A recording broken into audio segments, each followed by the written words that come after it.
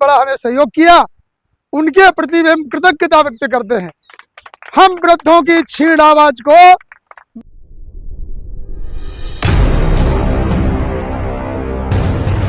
भाइयों, सबसे पहले आप सभी दिल्ली की टीम का, बहुगुणा साहब की टीम का, पूरी टीम के प्रति हम कृतज्ञता व्यक्त करते हैं। दिल्ली की टीम ने इस बार जो किया है, इस बार जो आयोजन किया है, वो एक ऐतिहासिक आयोजन था। और दिल्ली की गूंज, दिल्ली का दिल पहले धड़कता नहीं था या कम धड़कता था, लेकिन इस बार जो है इससे ठीक ढंग से ऐसा धड़का, वो धड़कन जो है संसद तक पहुंची है। ये हम सबका परम सौभाग्य है। और जो हमारे मीडिया के भाई हैं, उन्होंने उस आवाज को वहां तक पहुंचाने में, जिसको हम कहते हैं कि दिल की धड़कन जिसको कहते हैं, तेज करने में और सुव्यवस्थित करने में मीडिया के भाइयों ने बहुत बड़ा हमें सहयोग किया। उनके प्रति भी हम कृतज्ञता व्यक्त करते हैं। हम वृद्धों की छीण आवाज को मीडिया के हमारे तरुण भाइयों ने वहां तक पहुंचाया। ऐसा बताते हैं कि भारतीय संस्कृति में वृद्धों को और युवकों को मिलाना ही संस्कृति है। तो हमारे मीडिया के भाइयों ने सिद्ध कर दिया कि सही मायने में हम सब लोग जो है भारतीय संस्कृति को मानने वाले लोग हैं, जिन्होंने वृद्धों की आवाज को संसद तक पहुंचाया। माननीय कमांडर साहब के नेतृत्व में हम सब की आवाज को संसद तक पहुंचाया, और हमारी आवाज केवल संसद तक गूंजी नहीं, उसको ठीक ढंग से सुना भी गया है, उसको समझा भी गया है।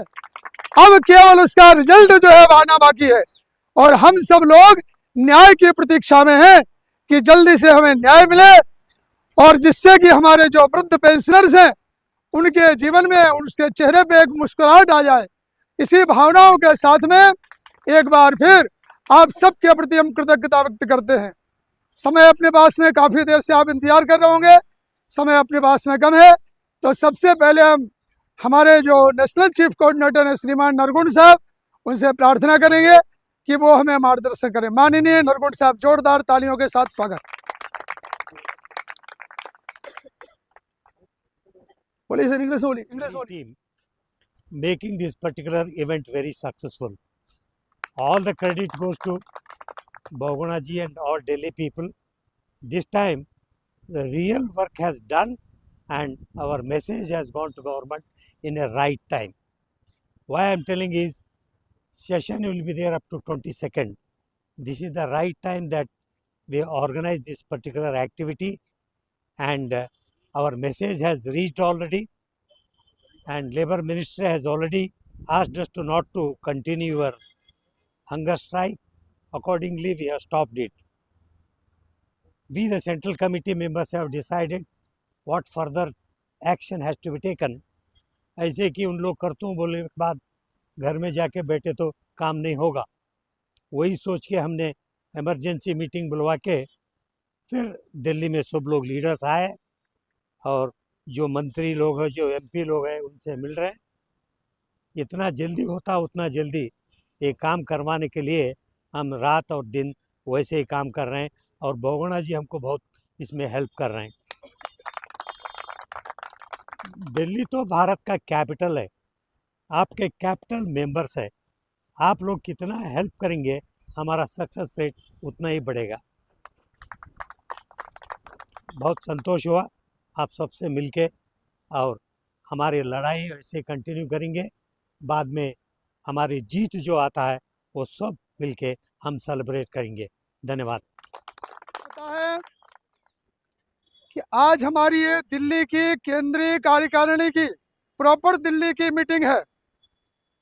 इस मीटिंग में हमने सामान्य लोगों को बुलाया नहीं है, जो हमारे नेता स्तर के लोग हैं उनको ही बुलाया गया है।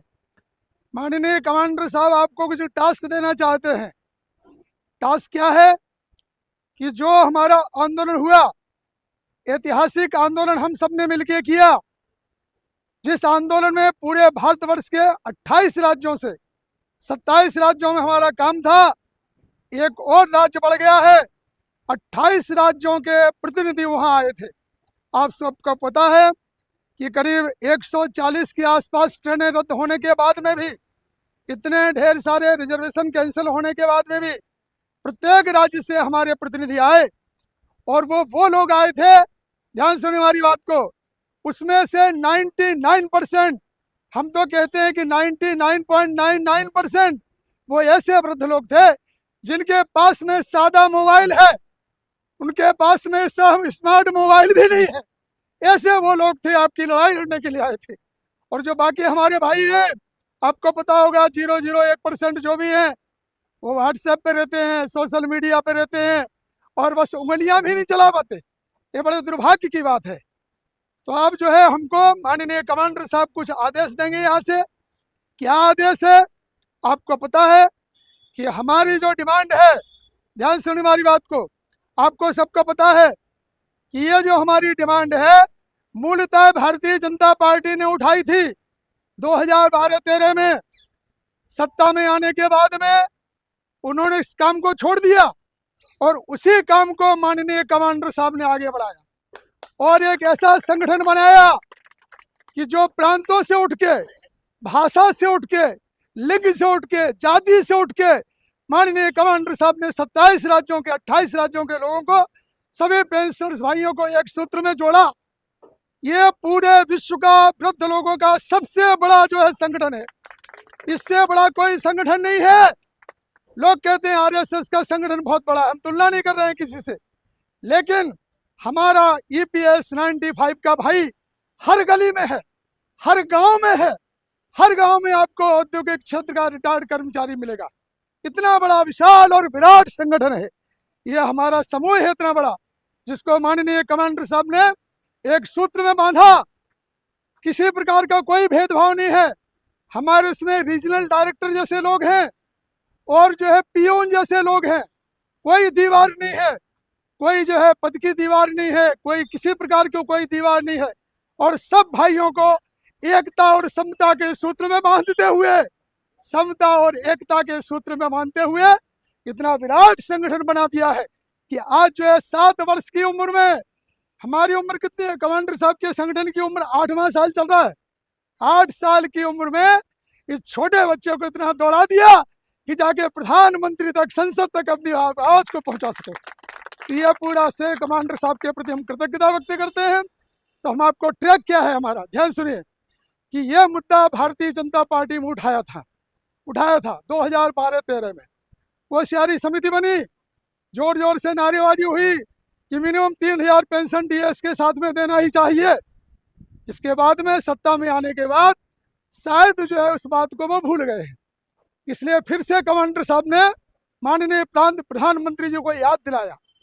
उन्होंने कहा कि नहीं, मैं आपका काम करूंगा, और उसी ट्रैक पे चलते हुए हो सकता है कि जो मशीनरी है उसकी वजह से हमारा काम जो है लेट हो गया हो, लेकिन हमें पूरा विश्वास है कि मोदी जी निश्चित रूप से इस मशीनरी को काम में लगाते हुए, और वो हमारे कमांडर साहब तो हरदम कहते हैं, वो कहते हैं कि राजा बोले दल हिले, राजा के बोलने बाद में दल हिलना ही चाहिए। और जो है वो क्षमता जो है माननीय मोदी जी में ऐसा हमें लगता है।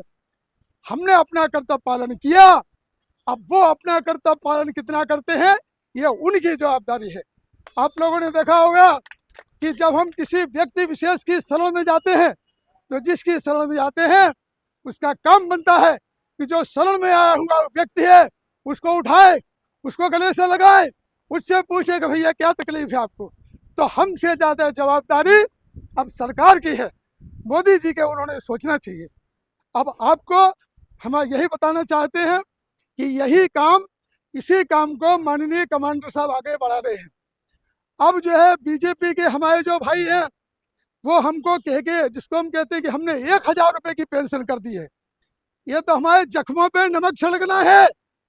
1000 रुपये की पेंशन पाने वाले लोग, उससे कम पाने वाले लोग आज कम से कम 39 लाख लोग हैं। ऐसे समाज में लोग पड़े हुए हैं, वो हमारा विषय नहीं है, उसको ज़्यादा नहीं बढ़ाएंगे।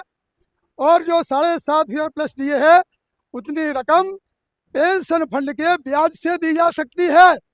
केवल कमांडर साहब ने सॉल्यूशन, केवल प्रॉब्लम सामने नहीं रखा, प्रॉब्लम के साथ में सॉल्यूशन भी सामने रख दिया है हायर पेंशन के बारे में माननीय कमांडर साहब ने स्पष्ट बता दिया है कि हायर पेंशन का जो फंड है वो सरकार जो है सरकार से मांगा जाए, ईपीएफओ मांगे, लेकिन जो है हमारे जो मिनिमम पेंशन का फंड है उसको कृपा करके हाथ न लगाए, उनको देना चाहिए। सुप्रीम कोर्ट ने जजमेंट दिया है, लेकिन जो उसका मिस इंटरप्रिटेशन हो रहा है, तो सरकार हम लोगों को वृद्ध पेंशनर्स को ठीक ढंग से जो है न्याय दिलाए, बिना किसी भेदभाव के। हायर पेंशन जो मुद्दा है सभी भाइयों को बिना किसी भेदभाव के सबको दिया जाए। और जो आपने एक विशेष बात आपको बता दें, ईपीएफओ बार बार कहता है कि हमारे पास में पैसे नहीं है, हमें कुछ कागजी कार्रवाई करनी पड़ेगी। 2000 रुपये की जो मासिक भत्ता, जो मेडिकल भत्ता है, जब वहन के ईपीएफओ के कर्मचारियों को दिया गया तो कौन सी सीबीटी मीटिंग बुलाई थी? वही सीबीटी मीटिंग नहीं बुलाई गई है, कोई अप्रूवल नहीं लिया गया है, उनके फंड से दिया गया। तो उनके पेंशन फंड से, पेंशन फंड के ब्याज से हमारी मांगे पूरी की जा सकती हैं, ये बार बार समझा दिया गया है। और हम लोग जो है एक ही आग्रह करें, एक ही बात को प्रचार प्रसार करें कि हमें आंकड़ों के जाल में ना फंसाया जाए, हमें शब्दों के जाल में ना फंसाया जाए। और आपको काम करना है तो हमसे संघर्ष ना करवाते हुए काम कर दीजिए, जिससे सरकार की साख बनी रहे। तो अब तो हमको जो है आगे इसी ट्रैक पे चलना है। आप सभी केंद्रीय पदाधिकारी हैं, ये जो हमारा आंदोलन हुआ उनको हमको एनगेज करना है कि जिससे हमारा काम बने, उसी ट्रैक पे चलना है। जोर से ये अध्याय हमारा हम एक हैं, हम एक हैं। इसके बाद में मित्रों उसी ट्रैक पे हमको चलना है। एक अध्याय ऐतिहासिक आंदोलन करके हमारा समाप्त हो गया, ऐसा नहीं है। ये तो हमारे असली संघर्ष की शुरुआत है। ध्यान सुनिए हमारी बात को।